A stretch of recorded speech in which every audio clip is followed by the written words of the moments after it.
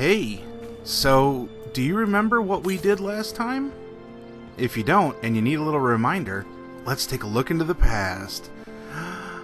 Diddly-doo, diddly-doo, diddly-doo, diddly-doo, diddly-doo, diddly-doo, diddly-doo-doo.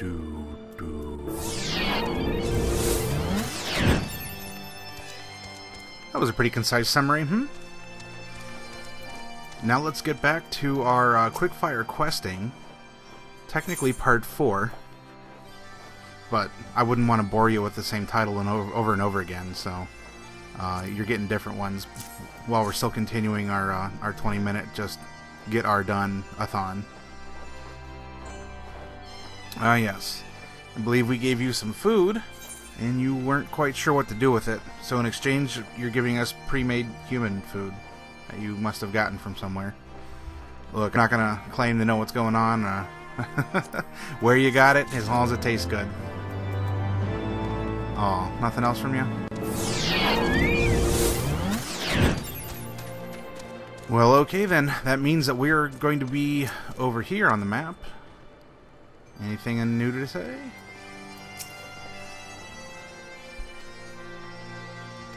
Okay, well. We got some green. Let's turn this in. And while we do, I'm going to be sipping on a nice mug of ice water because it is warm.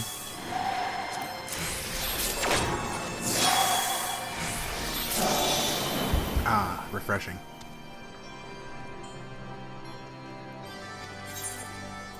Alright. Yeah, new quests.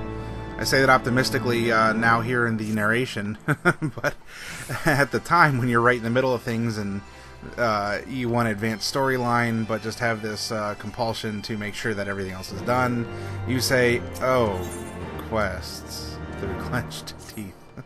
Hey, oh hey, but you're going to give us another ethereal current. I like you.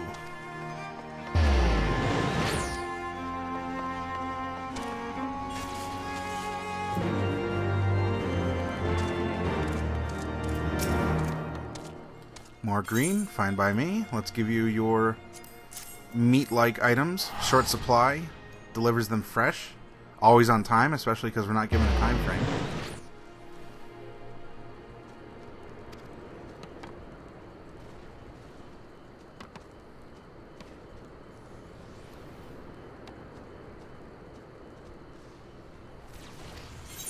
Okay. It is interesting seeing how they view what we would consider to be normal life. I do appreciate that. It's cool.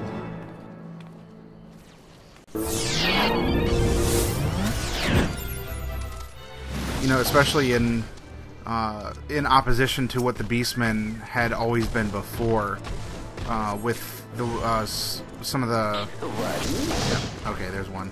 With some of the tribes just being, well, we're the good guys and the rest are raw or bad because of primals. That is happening here, but it's, I don't know, it feels a little less contrived that they're bad, we're good. These ones just, how to describe it? They're just not the other ones. And they just want to live their own lives, they want to explore, they want to walk around, taste new things, meet people, and it's really refreshing.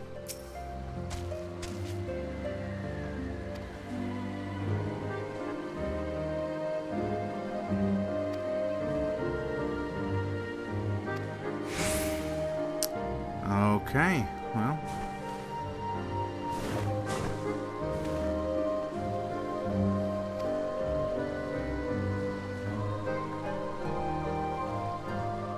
You know, speaking of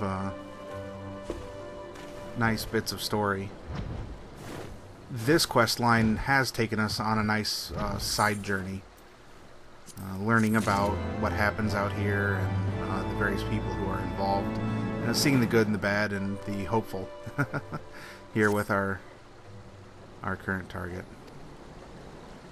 And you know, now that I think about it, as far as NPCs go, I think this is the first non-Hyur, non-Elezen that I've seen. I'm going to have to think about it. You know, that doesn't count Alphanod and Tataru. but I think she's the only Mikote so far that has appeared in the storyline, or you know, in the expansion. I think that's a little bit more accurate.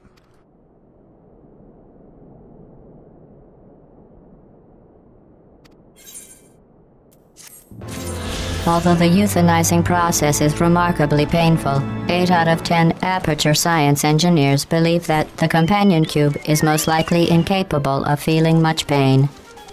And you know, I heard tale that there is actually a child Mikote that wanders around here and there. We'll keep our eyes open and see what quest may make her spawn or where she's roaming around. It's kind of a Where's Waldo, so help me keep an eye out for her.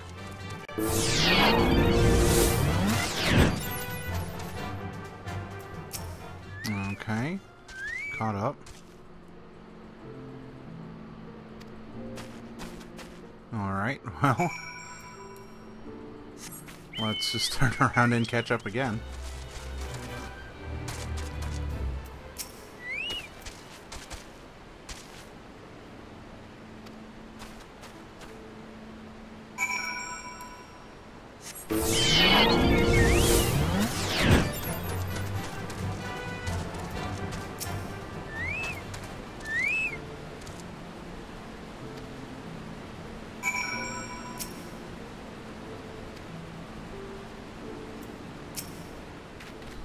Huh. Alright. Seems a bit somber.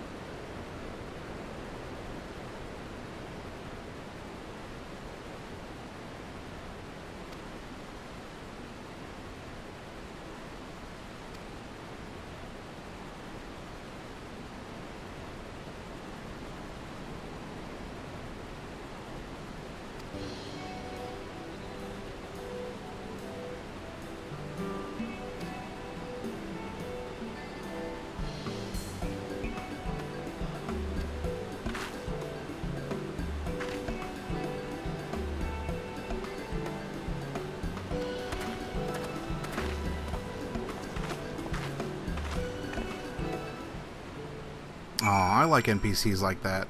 You know, they start off as that kind of grizzled, "Nah, leave me alone" type, and then they warm up and, you know, just that ice falls away.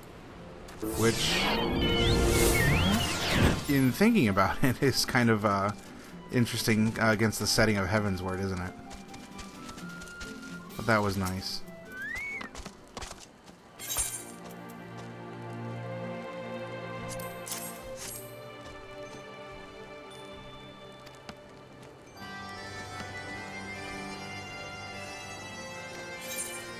Oh, give me that current. The companion cube cannot continue through the testing. State and local statutory regulations prohibit it from simply remaining here, alone and companionless. You must euthanize it. Sweetness, we have another current. I feel bad for that companion cube, though. I hope he doesn't mean my bauble. Or my pom-pom on top of my head. That has been my companion for quite some time. And the plot thickens.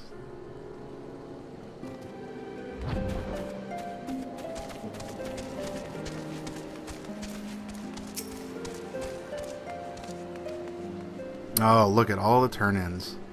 We are getting everything done. Actually, in this episode, we're going to get about everything done.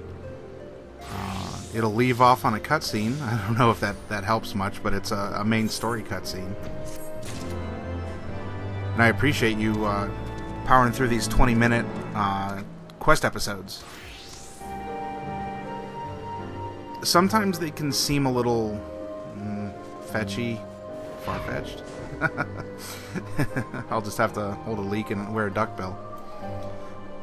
But the side quests can often make people just roll their eyes and say, "Oh, geez, it's just something else to do. It's a filler." But if you've been paying attention, there's a whole nother story that takes place. The world is filled in. Oh, hey, and by the way, Swagger can now get his flying saddle. But yeah, it brings the world to life around you. Not just with animatronic NPCs, you know, the ones that just move and do the same repetitive motion in the background over and over. Or if there's a crowd gathered, there's that crowd noise that you know, it kind of has like that one Lalafell going, hoo-hoo! that does make me smile, though. It's a nice effect, but to know that you are in a living place where other people live, even if they're not characters, it gives you a sense of home. Especially because in this game, especially compared to 11, none of the adventurers seem to be native here. You've all come from another land, another continent, a far-off place. You are a visitor. You're a traveler, you're an adventurer, you don't really fit in, you have an adoptive city-state, but it's just by your choosing and you wanting to step up and do things with the Grand Company. In 11, you were born and bred in wherever you were, even if you weren't the particular race. For instance, in 11, I played a Hume, but my home nation was Sandoria. Yeah, you could change nations, but you still felt like you belonged in a place. The Beastmen were a little different, where they belonged where they were, but that's what made them a threat. They just didn't seem like a nuisance or a contrivance like they can in 14 here. That's not necessarily critical. Let me just teleport. It's not necessarily, hi, we're getting things here after having died and distracted. But yeah, it's not necessarily being critical, it's just a different approach. To me, 11 was focusing more on the bittersweet moments of life. Everything did seem deadly and serious and real. 14 seems to be more that spirit of adventure and exploration. You know, you're just out with wide-eyed wonder, and there are threats, but it's nothing that you can't overcome by yourself, you know, or through your hard work. It's nice the NPCs recognize you, but so far, even though we're this far in, and this is, I'm not panning 14, I feel like I don't quite belong to this. People accept me, but I want to know that I fit in some way. And the whole mystery behind the Echo and Island, it's still being held over your head. I want to know what attaches me here, what compels me beyond just, you know, the sense of righteous good and golden exclamation marks above people's heads. Ultra Combo! If I can add to that comment, though, especially with everything that you've just seen as I've been narrating, it is difficult. This part of the world is a challenge. There are greater aspects, you know, real live big threats that are out there. You know, coming into the Heavensward expansion, even with an item level of 130, you're the bottom rung. Remember those deep eyes that almost killed me? You know, just 2 or 3 of these little, like, 1.5 foot tall things. So they have ramped up that challenge and that deadliness. And as the story progresses, I'm really getting into it, and I think that we're going to get some of that settlement of, I guess maybe I was lamenting before. I'll call it how it is. Oh, speaking of deadly,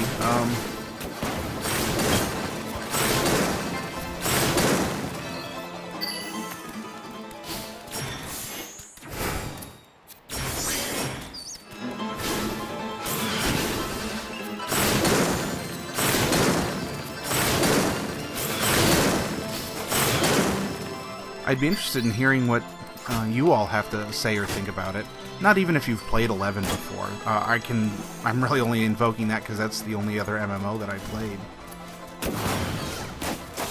You know, this sort of being a spiritual successor to it in some ways. While it does have a lot of its own proprietary comment, or a tribute to prior FFs. But there's plenty to talk about. Feel free to leave a comment, or you can even get a hold of me if you're on the Hyperion server. Send me, or you can message me through the official forums. I mostly hang out in the Hyperion one. I venture into the general discussion every now and again.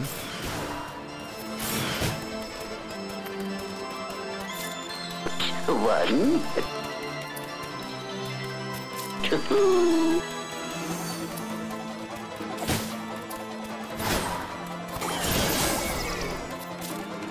three. More proof why you bunch up all your quests. Here we are on the doing very important work trying to go meet the Primal of the Ants, but we must run into this cave in order to collect fire sand for the Vath back at home. Alright, let's get to it.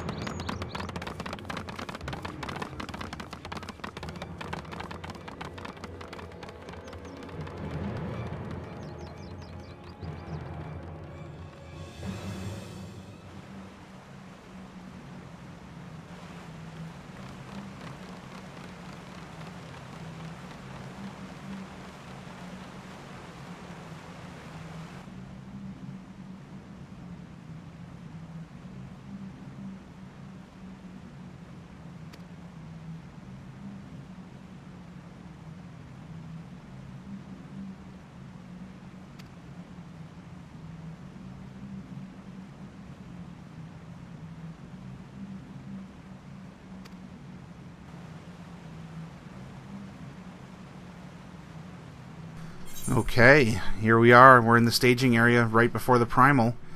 However, on the cliffhanger, we are about out of time for this extended episode. Thank you for joining me again on my icy adventure. I super appreciate it. Comment, share, like, subscribe, favorite, thumbs up, heck, even a thumbs down if you want to give me constructive criticism. It's all good. I can take it.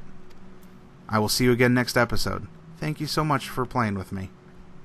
Bye-bye.